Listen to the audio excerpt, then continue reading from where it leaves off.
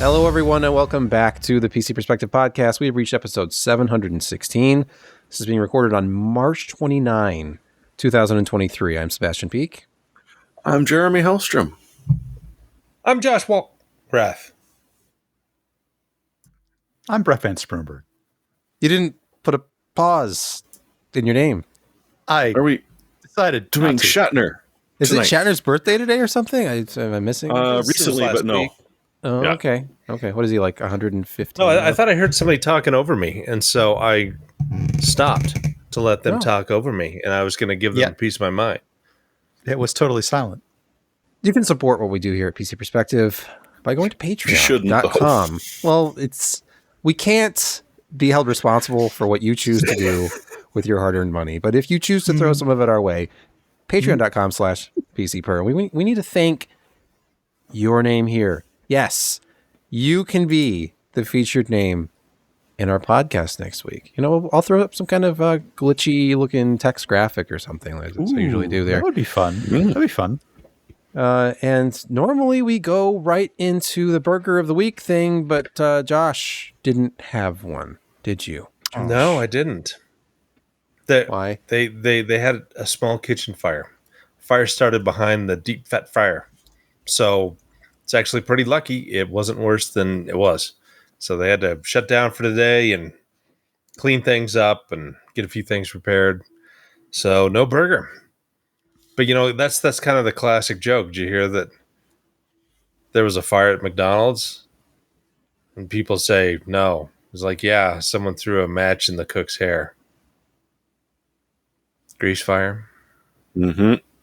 Anyway. Our first news story this week is The Last of Us. PC port is not good. It's in fact it's really bad. Those are some sweet eyebrows she has, though. Yeah, it's a bit Caterpillary, bushy. So there's a lot of stories out there, and you've probably already read about this, but this one is at Kotaku. Everyone's drenched in sweat, seeing colors and bouncing off the walls. It reminds me a lot of the Cyberpunk launch, but this might actually be worse. I mean, I don't think Cyberpunk think it might be. This. Seems worse. And you know, they had delayed the PC launch by a couple weeks to polish the game. I think it just wasn't working at all, and they got it working at least like 40% now. But the crash rate is ridiculous. Apparently, shader compilation is taking an hour for some people. And everywhere I looked, it seemed like the story was just as bad. For example, Steam Deck. Yeah. Obviously, that's a Linux device, not Windows, but The Last of Us on Steam Deck is not great, says Gaming on Linux, and it's problematic. There are issues galore. Yeah, this is just one of those ports. Apparently, I heard the first patch has already come out. Is that true? I don't know. The last I saw of it, Naughty Dog on Twitter was saying that they were looking into it. I don't know if they have updated that. A day zero vulnerability, patch. We've heard your concerns, and our team is actively investigating multiple issues you've reported. Our team continues to monitor our support pages, and so this is all yesterday. Yeah, there's I found their page on I don't know where. I'll drop a link, but it's there. There's a March 29 patch notes here. 2.9 gigabytes for some updates. Loading shaders takes longer than expected. Performance and stability is degraded while shaders are loading. Older graphics drivers lead to instability. Game may be unable to boot despite meeting the minimum system requirements. Oh, and this one's, I think, is my favorite. Potential memory leaks. That one, you can do so much fun with that one. If you're hoping this patch will fix everything, unfortunately, that is not the case. This update has either made no improvements for some players, or in some cases has reduced the game's performance even further. Does not speak well of this particular patch. No. Maybe it was rushed.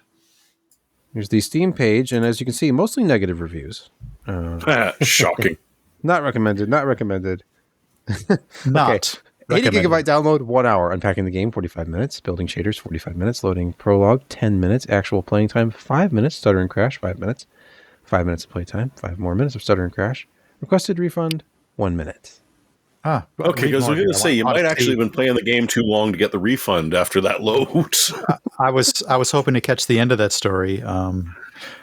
Do those It's not worth visuals there say not actual gameplay? Just curious as whether they mentioned that. Ooh, I don't know.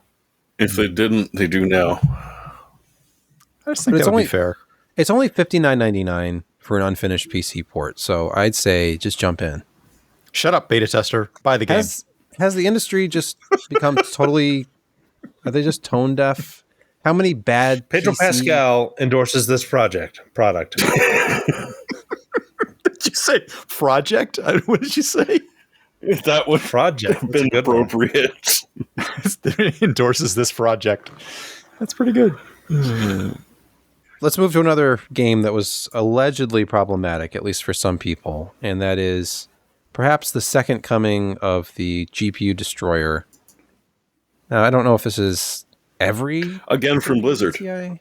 So it sounds like what happened is that Gigabyte did not implement kind of their power behavior correctly. And so cutscenes were at full speed, not limited to 60 hertz or whatever, or 60 frames per second or whatever. And it drew so much power in these Gigabyte boards that it just fried them. And so it was a 3080 Ti, which was not inexpensive. And it was primarily Gigabyte. And we're talking about Diablo IV sneak peek. In the second, they had instituted a patch that fixed the cutscene issue. So that was a positive, and that was a quick patch by the people at Blizzard to actually fix the problem. So that's kind of cool. Hopefully the cards get replaced and everybody's happy. Gigabyte support for graphics cards? Yeah. Good? No. Oh, okay. Over the past 15 years, I've had them replace 0 cards, and I've had problems with probably 12 of them. I just stopped buying them because it wasn't worth it. And these were customers. It's not like I go out and buy, boards all the time. But these were, people I did, builds on for the side. And Gigabyte had some great prices. And I thought, well, their motherboards are so great. I've had so few problems with them. And then their graphics division is just, I don't know what the hell their problem is. Sloppy? Lackadaisical? Something. They do make a mean budget board. Like if you need a platform board replacement for something, I always just go on Amazon and look for a Gigabyte board because they just tend to work. Asus boards are nicer, but Gigabyte boards are good bang for the buck, in my experience. No, I'm running a X570 Elite, Aorus Elite, and have been for the past, how many years? It's been 4 years now. Yep. It just got upgraded to this monstrosity, and they have, new BIOS updates, and that's by the way, R7 580 5800 X3D, which runs like a champ. Yeah. Is it changing your life yet? Not yet. Oh. Your life is 3D now, Josh. It's not like going from a K6-3 to an Athlon. That was life-changing. Well, what is nowadays? It's nice, but yeah. How fast was the Athlon? Did you get a 500 or did you get it in like the Thunderbird? Got a 550. Oh, it's a 550? Okay. No, it did. Step up. No, I can't remember if I got a 500 or 550. I think it was a 550. I spent the extra. Nice. And and then shortly after they released the 600. So, and I don't think the 450 ever made it to the market. One. No. When it launched, it was just 500. I don't think they ever had a lower one, unless it's just in prototype.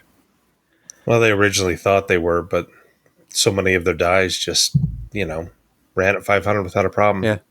Yep. Plus, I mean, Pentium 3 did, of course, have a 450, which like coincided with like the very end of the P2 era was 450. Pentium 3 launched at 450, but I mean, by the time Athlon was out, 450 was passé.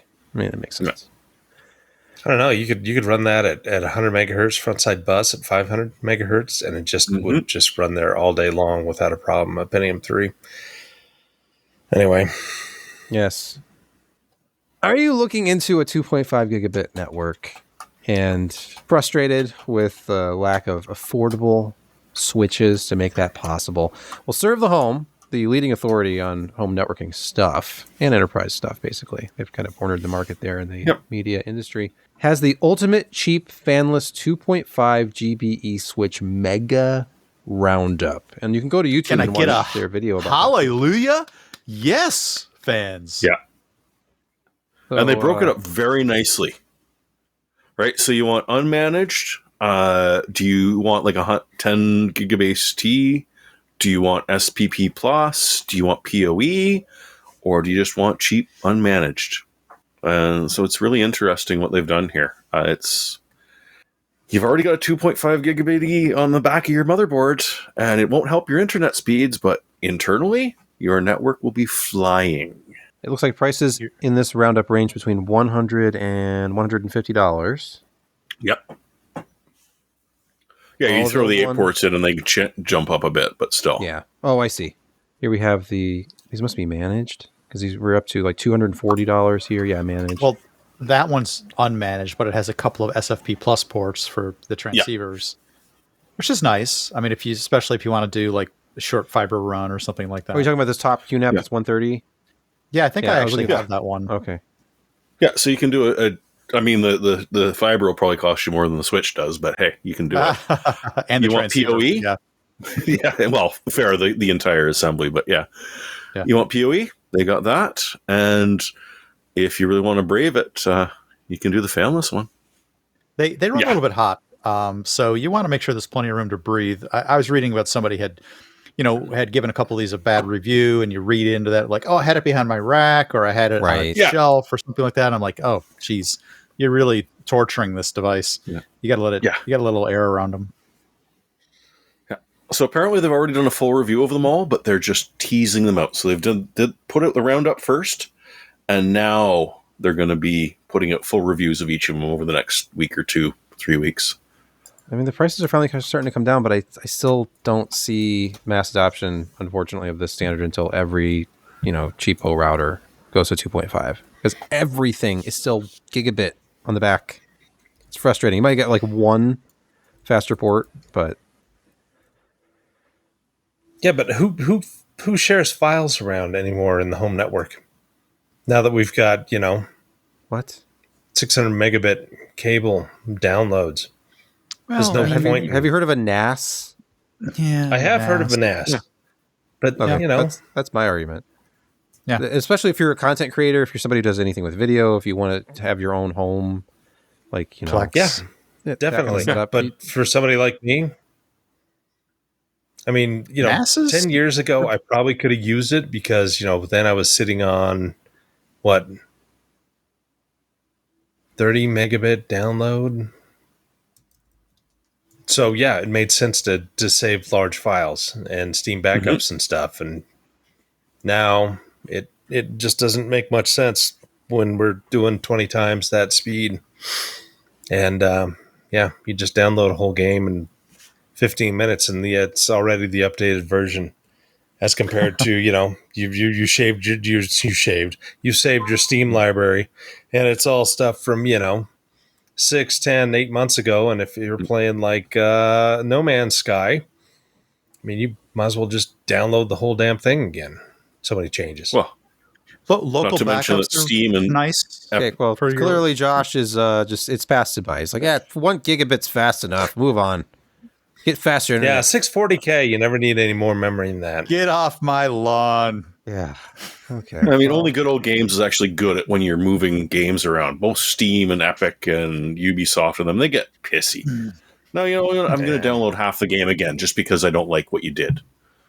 Next up, I think we're going to be hearing from this company a little bit later, but Next Level Racing, this is a new story, unveils flagship range of officially Ferrari licensed elite products.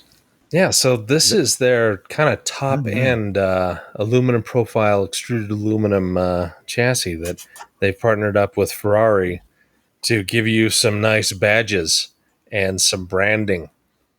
And it's a pretty fancy cockpit. Now, I'm not entirely sure, but I don't know if it comes with the actual seat or not, if that's just the frame. I can't remember. But yeah, It's Ferrari. It's just if you want to be your own little Charles Leclerc, you can buy this and race around Monte Carlo. I don't know, Josh. The seat looks well branded, so my assumption is that it comes with the seat. But do you want the basic one or the carbon fiber or the fine Corinthian leather one? You're not going to believe how fast I'm going to be going in this, so I'm definitely going to need the carbon fiber. I don't want to, lose control in the corners. Well, there are different levels. But it's not inexpensive. It's $1,300. Well, I mean, that's not as bad as I thought. No, look, it is the next level racing. Go back. Seat. Free delivery.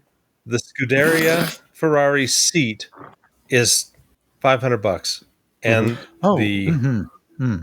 the actual frame itself is $1,300. Okay, so you're looking at $1,800 for. You have to be pretty dedicated, and really like your Ferrari and really like your racing. But if you're more like me, and a little man in your heart tells you don't spend that money, then hang around till later. Yeah, if you're like Josh and you say gigabit is fast enough, then hang around till later. Let's pause here for a word from our podcast sponsor. Power up your springtime with Factor. Cut back on the takeout. Instead, put your money and time you save towards activities for when the weather warms up. Get nutritious, chef-prepared meals delivered straight to your door with Factor. Factor has delicious, flavor-packed meals to help you live your life to its fullest. We've had a chance to try them, and seriously, they're all top-notch. Whether you select the Calorie Smart, Keto, Vegan, Veggie, or Protein Plus option each week, these meals have been prepared by chefs and approved by dietitians. There are 34 weekly options with always something new to try. Enjoy meals for any time of the day. They even have breakfast items like egg bites, smoothies, and more. So get Factor and enjoy clean eating without the hassle. Simply choose your meals and enjoy fresh, flavor-packed meals fast. Ready in as quickly as 2 minutes with no prep and no mess. So head to factormeals.com/PCPer50 and use code PCPer50 to get 50% off your first box. That's code PCPer50 at factormeals.com/PCPer50 and get 50% off your first box. We're back, and we're going to look at something near and dear to my heart. Well, at least the ISA sound card part of it. This is a Hackaday article. ISA over TPM to your PC. The disappointment. This is a D ISA LPC to ISA adapter.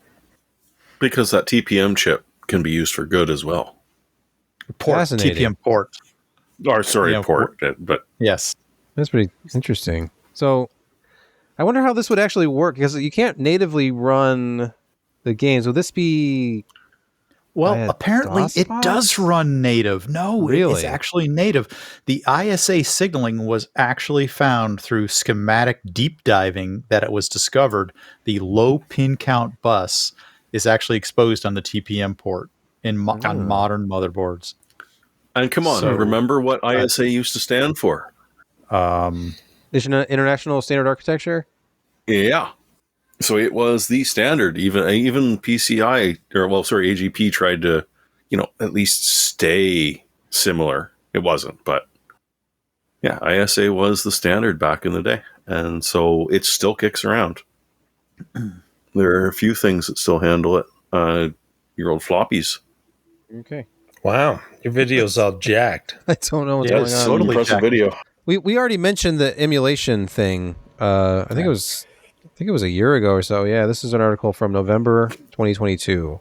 Emulating ISA cards with a Raspberry Pi and an FPGA. That's what I want.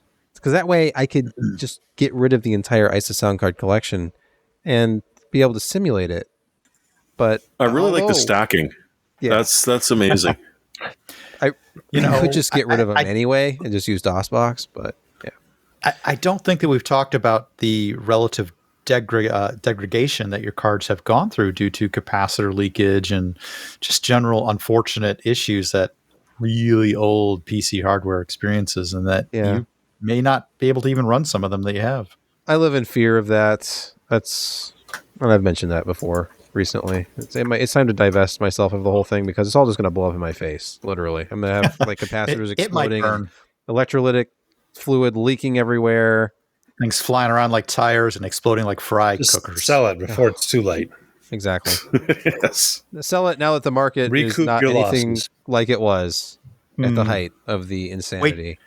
Wait till it cools. Buy high, sell low. That's your Yeah, motto. exactly. And I did. My AMD Interwave sound card, I think I paid $175 for that thing. And it is a piece of...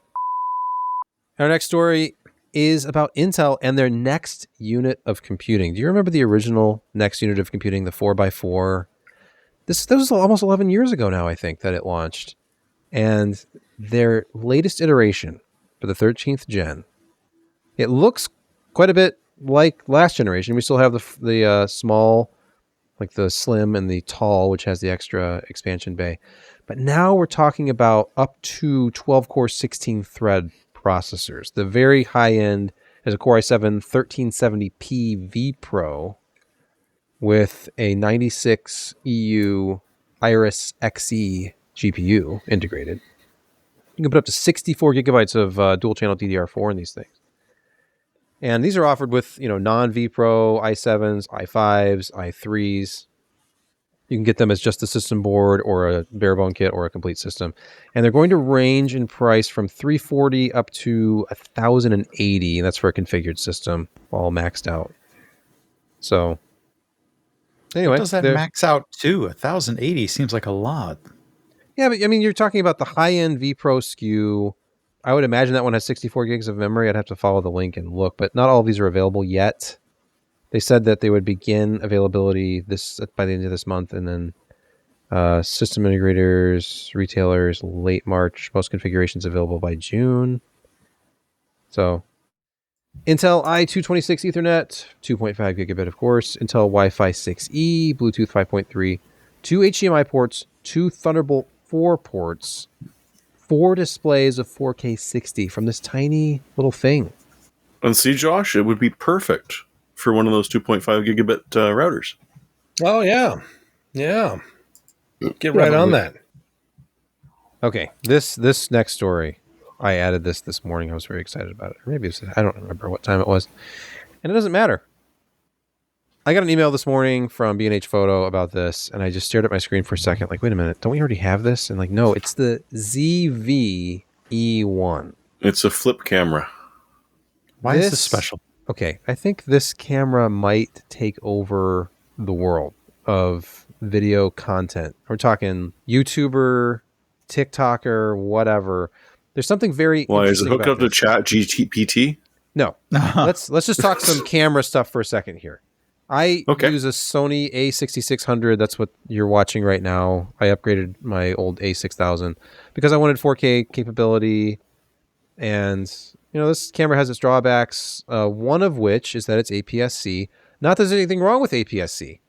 It's just the sensor's smaller, but... Well, the sensor's smaller, so you don't typically get the same kind of coverage from your lenses, and you don't get the same kind of depth of field because, it's a smaller sensor. But this camera is a full-frame video camera. You can take stills with it, but it has an electronic shutter. It has no mechanical shutter, so it's kind of video first. It's only 12 megapixels. So it seems like a huge regression from, most of Sony's cameras out there are 24 megapixel APS-C. Yeah, but not every megapixel was made the same. Exactly. And this is it's true. 4K 60 without any crop. You can do HD up to 120. It's 10-bit 422. Mm-hmm. And apparently, and the ad that I got showed it was up to 4K 120 and 1080 240. Apparently that's coming later, some kind of an update. In-body stabilization 5-axis. So this is going to be like a vlogger's delight because it's going to be full frame. So you can get those creamy backgrounds even with a wider angle lens. And the in-body stabilization, because most of those wide angle lenses don't have any optical stabilization. And it's just, they're claiming unlimited 4K 30 minutes of 4K 60. But still, I mean, they know where the money is made. They know where the bread is buttered. Yeah. I don't know if that's the right expression. No, they've made it just good enough for what people are going to be using it for. And it may seem expensive. This is $2,200 for the camera body. Meh. But to get like a A7 IV, whatever like all the YouTubers use these days, it's like $4,000 for the camera back. So Yeah, it's 4. It's 4. Yeah, this is a tremendous value. Interesting. And then, of course, I'm at DP Review. I'll mention something about that later. Let's move on to Security Corner, and we have to talk about the LTT hack. I'm just going to mute myself because this is very interesting. It's a major channel, and the other day, if you tried to look at any of Linus's videos, the entire channel was gone. It said that this channel has been deleted for violating YouTube's terms of service when I went to the page. I think there's a lot of Elon Musk talking about crypto for a while, or there was like Bitcoin deep fake something. Elon trying to get you to buy into some crypto scam. It was. Are you sure that was deep fake Elon though? I don't know. I'm pretty sure. That was back on March 23 that it happened, and he has explained, of course, via video, what else. And if you haven't already watched, it took all of 30 seconds to take over his network. Yeah, so that's how it wasn't. works. It wasn't. How was it exactly accomplished? Someone, quoting him, someone on our team downloaded what appeared to be a sponsorship offer from a potential partner. It was an innocent enough mistake for the most part. The email came from a legitimate-looking source, and it didn't raise any immediate red flags, Linus said, noting that whatever... Because we don't pay for SPFF or SPF validation or anything like that. Anyway, the PDF didn't actually download, so it didn't launch. It was ignored. Okay, I'm paraphrasing, but this is an article at... I guess they don't run any. They don't run any antivirus on their machines. No. Hey, Windows has a robust antivirus solution built right in. Hey, it's true. They are one of the better ones right now. It really didn't have to be a virus to kind of be spearphished this way. So, I mean, you, the user, launched something. It's kind of hard to escape that sometimes. Yeah. And I mean, hell, it's so easy as to, okay, well, we just want you to make an account. And, none of us ever reuse passwords, ever. It's just not a thing humans do. So, yeah, that couldn't have been a way. Yeah. It didn't take very long to get his account back. Unsurprisingly, somebody with Linus's clout was able to, had some kind of direct contact within YouTube and got it. I know other channels. It kind of makes sense. This happened took longer. Go, Josh. It makes sense that they were a little bit more desperate now that Intel pulled the money plug on Linus. So yeah, they're true. Oh, sponsorship. Click. Why isn't this opening? Oh, all right. I see where you were going. I downloaded it twice and it still won't run. I'm sorry. I did it on a different computer. I shouldn't, but hey, we have a hassle. We have a history. What can I say? Makes the observation that it was probably stolen session token. So somebody, of course, it was. Browser session token open to the YouTube account that was exfilled. And why isn't there any protection when it suddenly starts coming from a different IP though? Wouldn't you think like, oh, wait a minute, same session token, but now we're coming from a different location? Isn't this raising any kind of a flag? The magic of DNS. I guess. Well, you also have DHCP issues. I mean, if you're mobile, you're going from tower to tower, or from you can be bouncing to coffee shop. It's almost like or the internet going is from inherently... Wi-Fi to cell and back again. Yeah, it's the internet just sounds like a bad idea. It's just fundamentally insecure. Yeah, they could force VPN. I mean, maybe that's an option to kind of pigeonhole yourself and say all your connections must come from, and you force everybody through a common access point. And say if they're outside of this IP space. David in the YouTube chat, very good point. Laptops move between different IPs all the time. Well, that's true. Yeah, and you might bounce between 2 or 3 different Wi-Fis that you've got because you got this open one and you got this coffee shop, but of course the mobile was probably. The mobile argument is very valid because you might switch from one tower to the next, and it would be. But no, it was probably the session keys. That's the nightmare right now because even multi-factor authentication, it sticks itself in, and you can actually steal the session without ever having to do the verification just as someone's verifying. It's a lot of fun out there right now, and since we're in Security Corner, it's only gonna get better, kids. Yes, there's so much stuff that I leave off. Oh, I know. Oh, it's just it'd be an 8-hour show. It's evil. And out we'd there, probably folks. just do horrible things to ourselves afterwards because we have to deal with it tomorrow. curl up and die. Yes. I'm having a little bit of kernel panic. Just leave me alone. Our next story comes from the Register. Microsoft freaks out users with Windows 11 warning. LSA protection is off. Alerts telling folks their device may be vulnerable, triggered by KB 5007651. All other updates released on March 14th didn't cause it, but this one kind of did. We will audit for a period of time to check for incompatibilities with the LSA protection, Principal Product Manager for the Windows Insider program. If we do not detect any incompatibilities, we will automatically turn on LSA protection for you. So the whole fact that it's turned off and the fact that they're going to come in behind you and eventually turn it on, it's just, I don't know what the purpose of this scare mechanism really was. It's just useless. I'm not sure if this is a security facade, a security theater, or what, but it just seems... I'd go with theater. More security theater. Yeah. Anyway, if you're experiencing this issue, it's due to this update, and it's really fairly meaningless at this point. This is more like a public service announcement. That's good to know. Yeah, it's up there with their fake registry entry that I've been dealing with. Microsoft literally just sort of, okay, there's a security problem, so we're just going to create an error, which is it's a fake registry entry, and if it's an error 404, because of course it is in an event viewer. But literally, it's just a placeholder for we don't know how Intune works, so we're just going to send you off this way and make you panic. Because it could be worse. It could be like, an entire network protocol got hacked and has a fundamental security flaw that is really not easily fixable in any way, shape, or form. Wait, here's one. Here's an entire protocol that you spoke too soon. The Wi-Fi protocol flaw allows attackers to hijack network traffic. This is at Bleeping Computer. This is fiendishly clever, in my opinion. Yeah. Jeremy, did you read up on this one? Because I had no really time.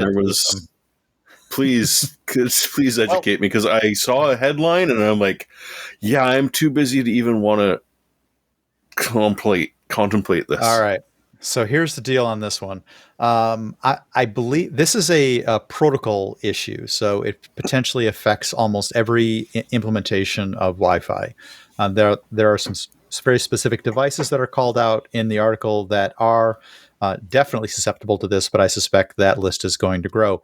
The details of this is again, this is very, very clever, unfortunately clever, is that you're going along just fine with a mobile device, accessing a Wi-Fi access point, when somebody can look at your addresses going by and they send what's called a power save or a sleep token to the access point on your behalf. Well, what's supposed to happen as part of the protocol is that the device buffers those for a time being until you ask for them or wake up, or your device wakes up. And then the trick here is that there are ways to renegotiate the handshake to have the device send you completely unencrypted packets at that point, which is just mind-blowing if you think about it. And this is baked right into the protocol, like I said. So someone decided that it would make it easier to reconnect if they did that, I'm sure, like somewhere back in the day. There's already proof of concept out there that does exactly this, and there's some high-end hardware that's already susceptible to this, like Cisco, Asus, D-Link devices. Now, if your corporation or your environment layers on another protocol as a tunnel, you're not susceptible to this. Okay, so there are kind of ways around this. It'd hit a wall when it changes protocol, wouldn't it? Yeah, exactly. okay, yeah, because it'll send you encrypted packets that are encrypted with the overlay. Jesus. But you can renegotiate the connection on resume from sleep. So you can have devices that come in, spoof you from your Ethernet address, not your IP, your Ethernet address. But even then if you send sleep are tokens. blocking those encrypted, like, yeah, even if you switch over the protocol, it's still going to harvest your MAC address and stuff, is it not?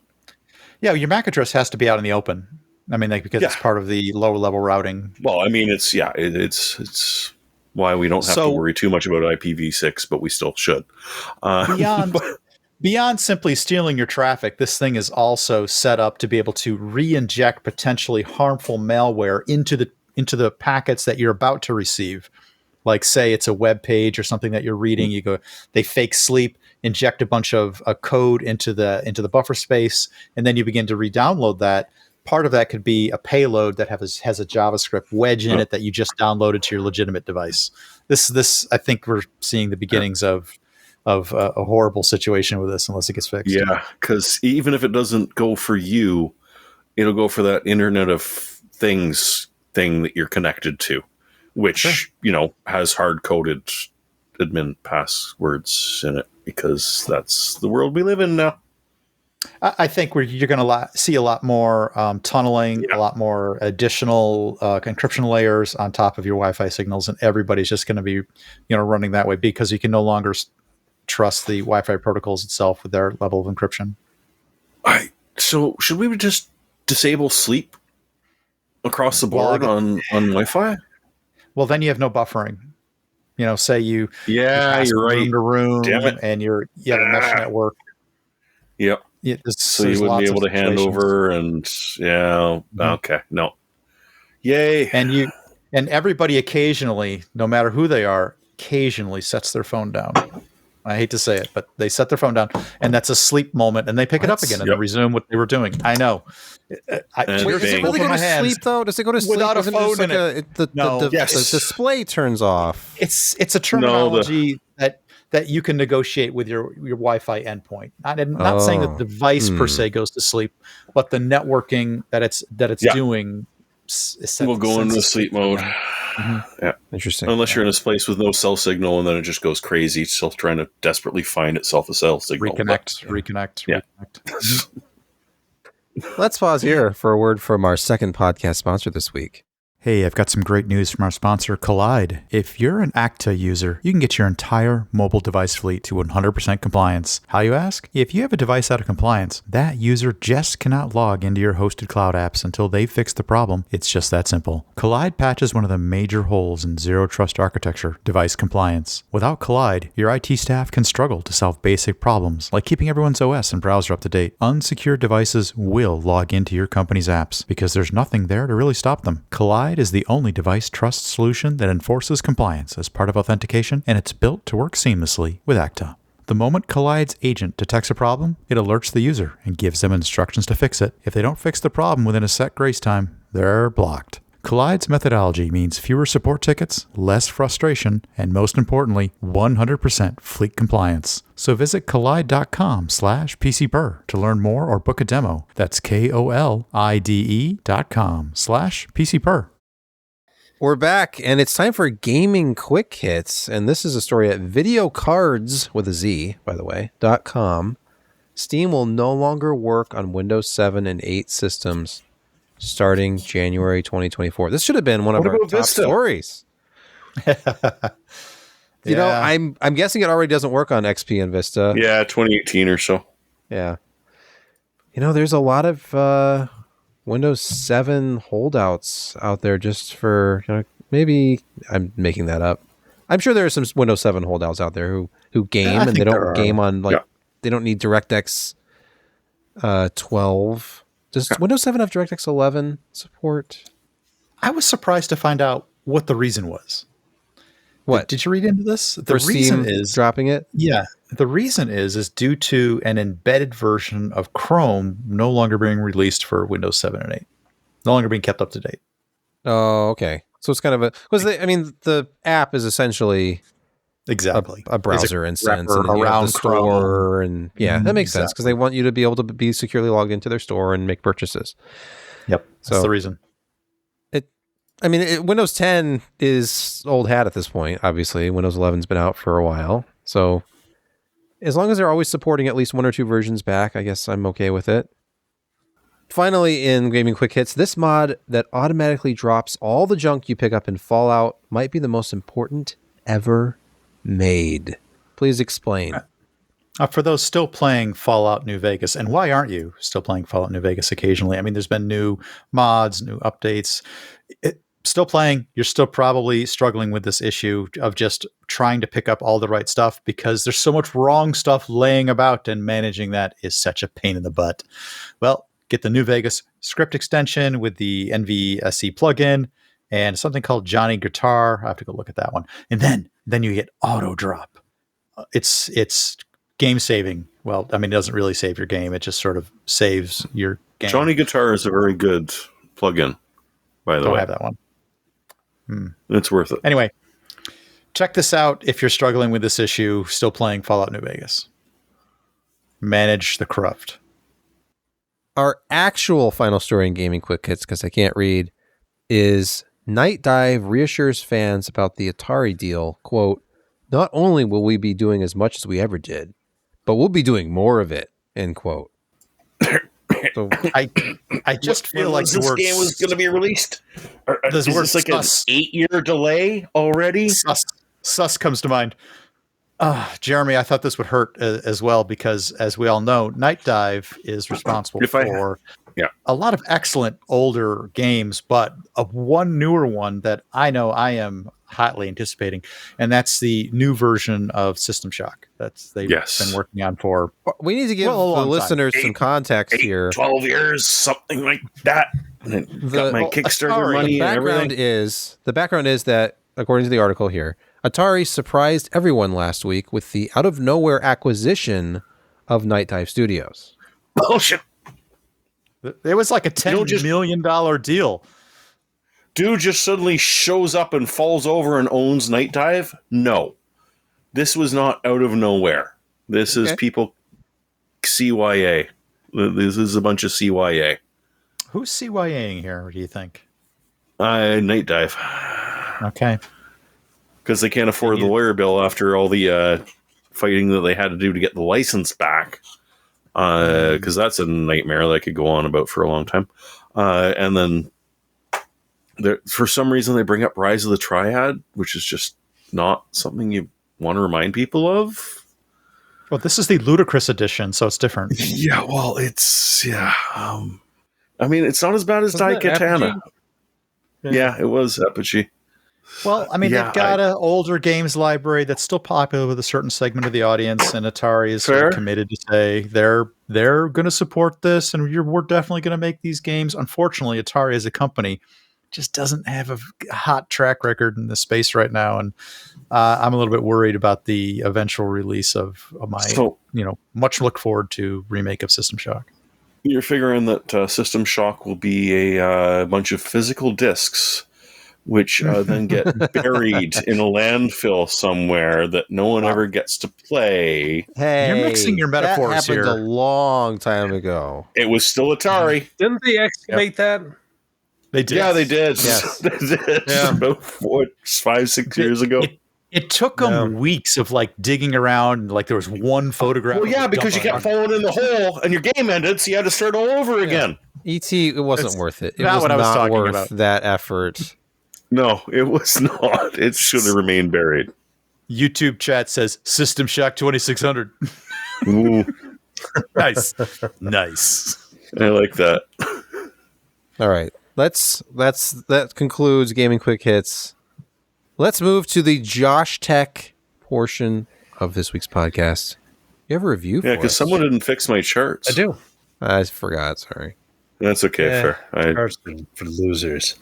So anyway, Next Level Racing ended up sending me their F-GT simulation cockpit. It is a driving cockpit made of a seat, a frame, pedal stand, and a wheel stand. This is actually one of their kind of budget options, and you kind of shake your head at calling a $500 thing cockpit a budget option, but when you look at what else is out there, it certainly is. Now, below that you have the wheel stands, which are just, the stands where you put the wheel on, you roll up your little chair to it, or couch. You sit on the couch and you bring your wheel stand. The next level up are the foldable chairs. They kind of look like lawn chairs, but they're a little bit sturdier, and they've got a tubular metal frame that you mount the wheels and bases and the pedals to. But it's inexpensive, relatively speaking, and they don't handle higher Newton meter force type bases. Well, this is the kind of basic level of a fairly adjustable sim cockpit that you can have in either a GT form factor, which is you're sitting more upright, the pedals are below your butt, not like behind, but vertically below, so your feet are down. Or you can put it in the formula setup, which is it raises the pedals and it lowers your butt, so your feet are above where your butt is. Like if you're racing a Formula One car, they're slapped in that cockpit, laying almost flat. And this is made of tubular steel rather than the aluminum profile or the extruded aluminum, which is a very popular, as we saw earlier with the Next Level Racing Ferrari, a very expensive option. Now, of course, with the aluminum profile, they're bigger spars, they're stiffer, and they weigh less. And plus, the way the T-joints work, it's a little bit more configurable. You can adjust things, much more granularly, and it's an expensive option. You're starting at just frame level, $750, and that doesn't include typically the seat that you're in, which goes from anywhere from $200 to $500, as we saw earlier. So this is an all integrated one. You can't swap out the seat; it is just part of it. It comes in a 100-pound box. There's an external box that protects the retail-looking box. It takes a couple of people to move it around, and it's nicely packed in there. It's got multiple layers of foam. It's got bubble wrap. It's got an internal cardboard box with more stuff. And you did a lot of screwing, didn't you? I did, and it came with all the tools you need, which is really nice. A lot of things kind of got, squashed around, and I had to, the blister pack got broken. And so some things ran away. I was able to recover them all, but it has the wrench, 2 Allen wrenches, and I think a screwdriver somewhere in there. I think one of the ends of the Allen wrench can do that. But that's all you need to be able to put this together. And it takes about an hour to put it together. And my son, who, went to welding school, I asked him, how are the welds on this thing? And he looked at him and he went over him. He's like, that it's a full penetrating weld. They're going to be very, very, very strong. And, the weld quality is actually really good. They don't finish the welds very much. I mean, they don't like grind them down. You're going to get some weld splatter. But a lot of that is covered up by the powder coat, which is pretty strong. You can scratch it if you want, but it's not, it's pretty robust. You can adjust things quite dramatically. The spars can, go up and down for higher things. The wheelbase plate has 5 different low angles that you can set it at. The seat is movable, so you lift a little handle down below the seat, just like you do with your car. You move it up and back and forth. And, it's a heavier piece because it is all cold rolled tubular steel. And it's, not as adjustable as, and I'll explain this picture here in a second. There's a piece of wood sticking out of the shifter ledge or attachment, or an e-brake as you put it on there. I bought one of those, $60 e-brakes from Amazon, or you can get it from AliExpress for even cheaper. And none of the holes lined up. So I had to actually, get the clamp that comes with the shifter And then when I tried to clamp it onto the seat thing, the clamp didn't go far enough. And so I had to, lower that up, put it in a piece of wood, clamp it down. And someday I'll need to actually, trim that piece of wood so it doesn't look nearly as bad as what it does. What type of wood is this, Josh? You need I to don't trim know. I your think wood, it's- Josh. This is pine. Don't we all? No, it's not pine. It's kind of reddish.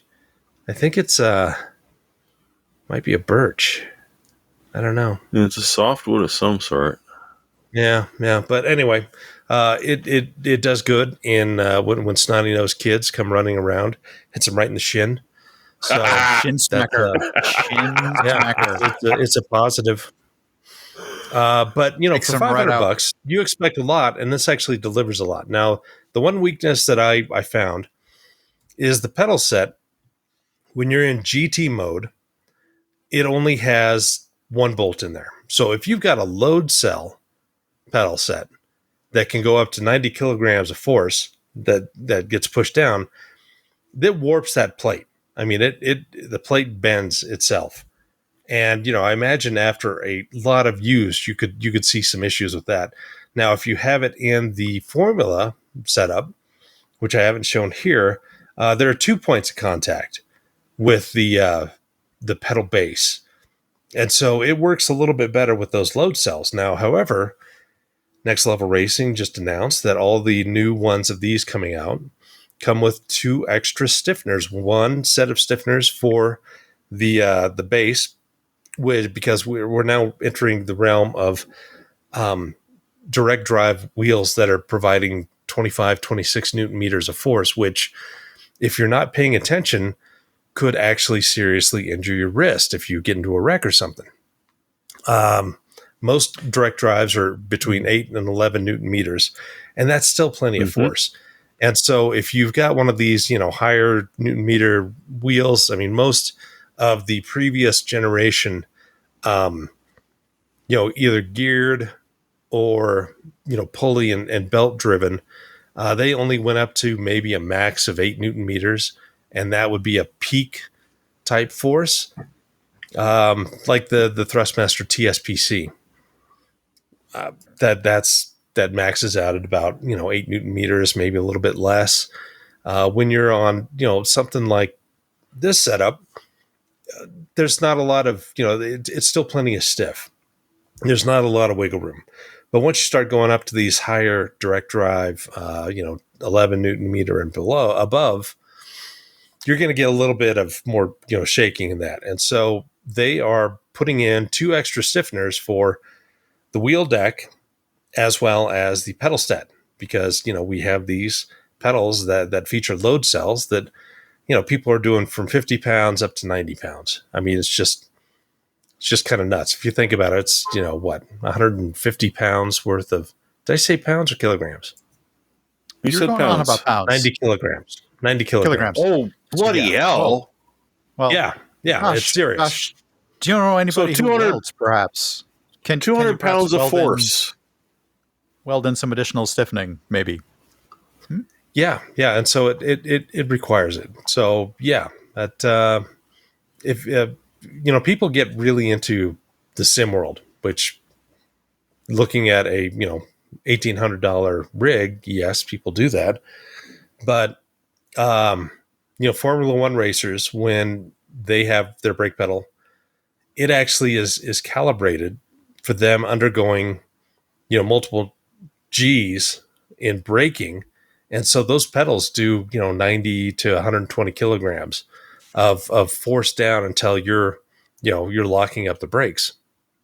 And people want to do that. I don't know why, but they just do. And with load cells, you get a little bit more muscle memory in how you approach braking. And, it is more accurate that way once you start kind of feeling where it is rather than position. But anyway, it is cheaper because it is steel. It's powder coated. It's not extruded aluminum. It only has, so much flexibility. You only have 2 positions that you can work from. You can mix and match them a little bit. But this is a really, really, really solid entry level, full sized simulator. And the seat itself is, a cushion, PU leather. It's a little adjustable. You have, 3 different position settings for the back. You've got lumbar support that they include in there. For long sessions, I found it to be very comfortable. I imagine if it's blazing hot in the summer, that PU leather gets a little warm. But overall, it was a great product for the price. Very configurable. They have all kinds of extras you can buy for it. Casters, so you can move around a little easier. A mat that you can put on under there, so it stays a little bit more stable. They have flight control risers that you can snap in there, so you can have throttle and joystick. They have extra things like, even just, keyboard holders or monitor stands that attach to the frame. I mean, there's a lot of things that you can do with the configuration and add-ons that, I could see you having this for 10, 15 years in the future. And that's, for $500, that's money well spent. It can handle direct drive, higher Newton meter, wheelbases without any problem. Right now I've got the new Thrustmaster 818 on there and it runs like a champ. Well, I mean, there are issues with that wheelbase, but we can talk about that later when I do that review. But in terms of the stand itself, fits on there. It's got holes pre-drilled for all the major manufacturers. So Fanatec, Logitech, Thrustmaster, probably like SimCube, and a couple others that you won't have to drill into your deck to be able to permanently mount things in there with screws.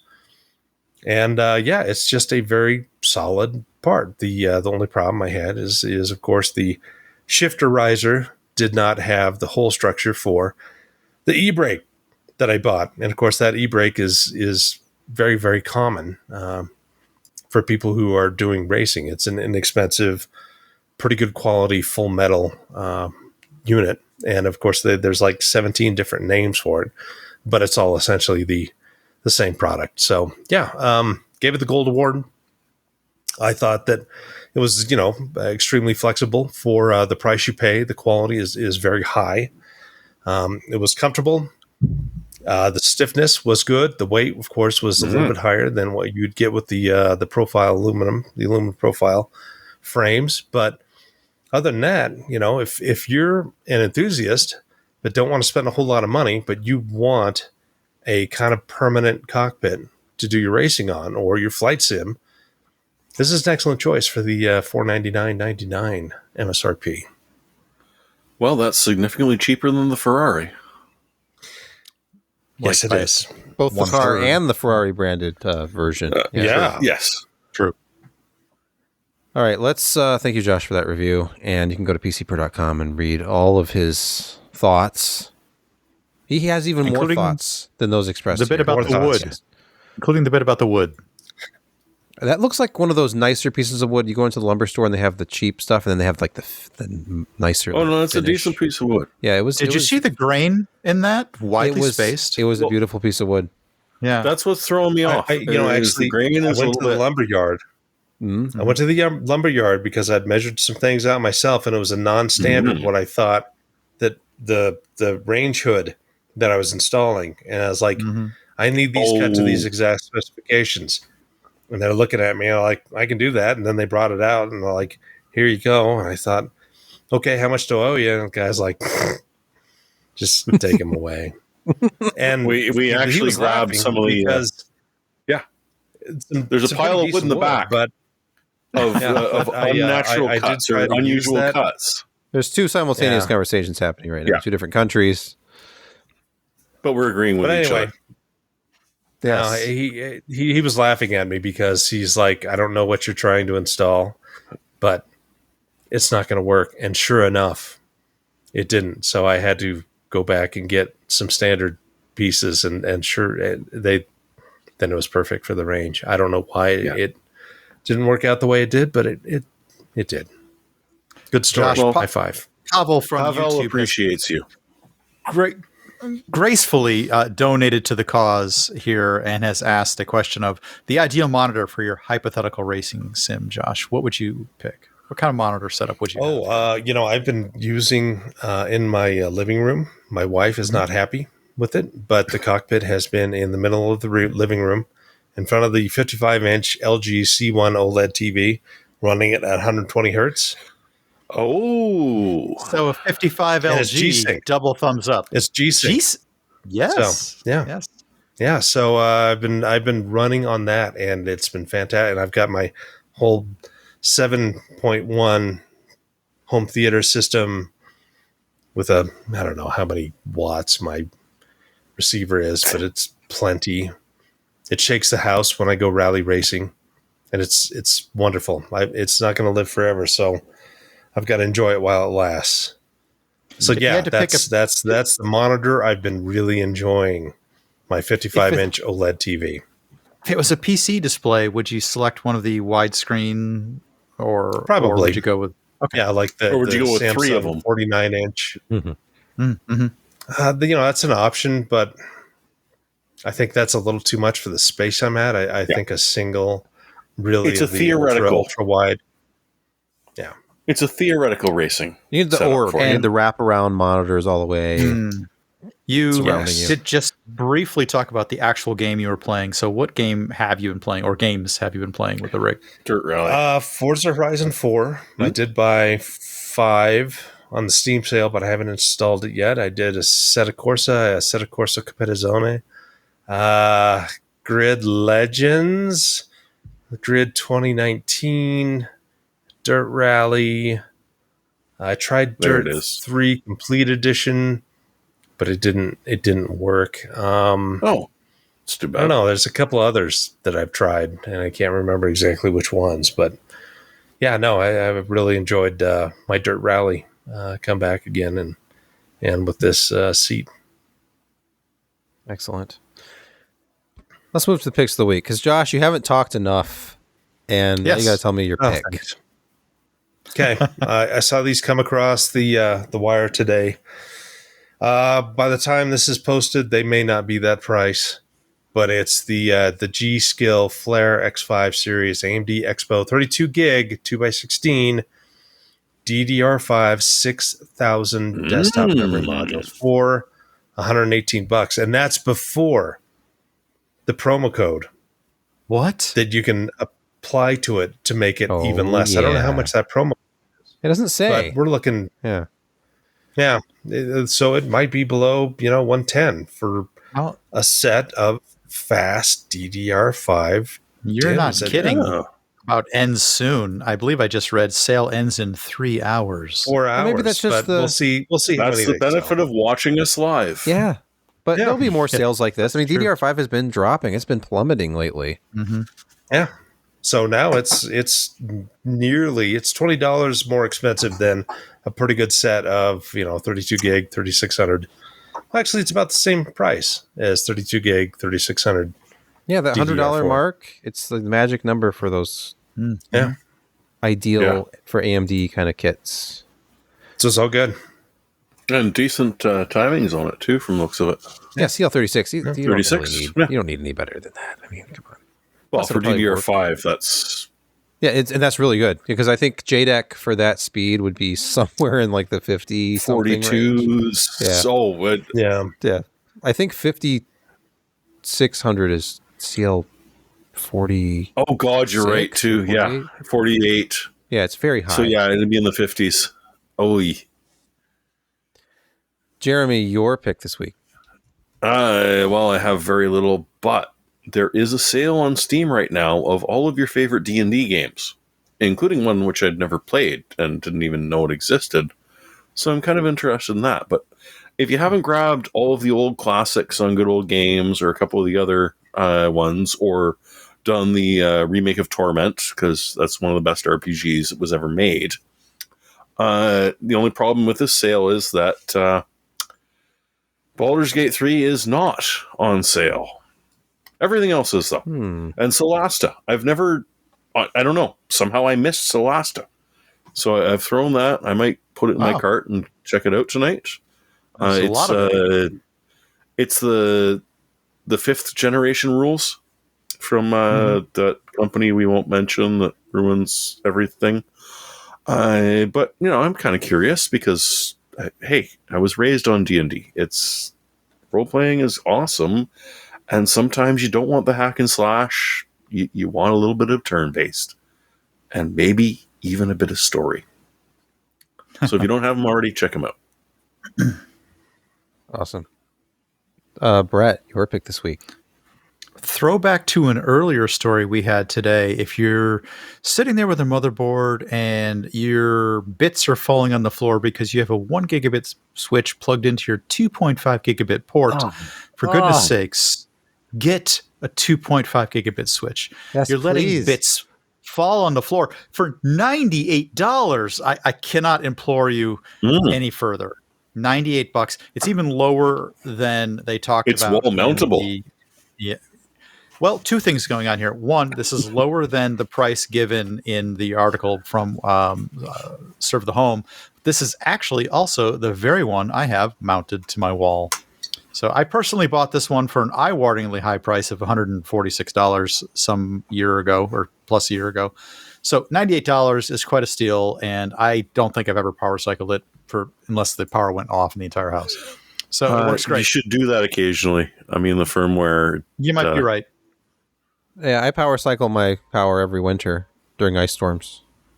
Well, that's because the witch is trying to drop a tree on your house, or the other way around. A tree is trying to drop a witch on your house. I don't remember.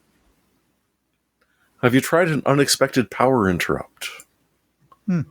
My pick this week is a not really an anti-pick. It's just a PSA, DP review. If you've never been to Digital Photography Review, it's been around for a while, and they have a big database. It's kind of like, I think of it kind of like the Anantech of digital photography reviews, where they have that's this big, not very nice. They have a big database, and you can compare one against the other, and you can look at like what I was doing when I was buying cameras, like the Sony A6000 versus like the Panasonic, whatever.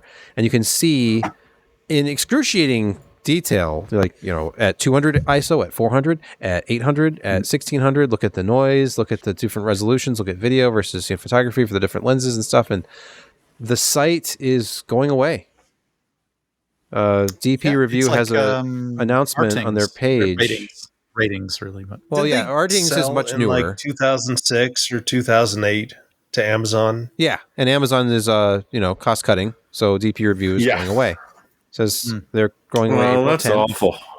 So if you have bookmarks and you've been considering, if you've been doing product comparisons here, you need to do something. Save the page, or the site will be locked and no further updates made after April 10. It's available read-only for a limited period afterwards. They have a data request link. Internet Archive just lost a really big court case, so they might not be able to store it. But come on, someone with a little bit of extra space should be able to capture those forums. Someone with a really big NAS. Yeah, I wonder who that would be. I have no idea. Kind of interested in photography. Yeah, no, we don't know anyone like that. Alan Multivista. Mm-hmm. Yes. All right, well, that is our show for this week. We thank you for watching or listening or both simultaneously through the magic of youtube.com. And please join us again next week. Until then, good night.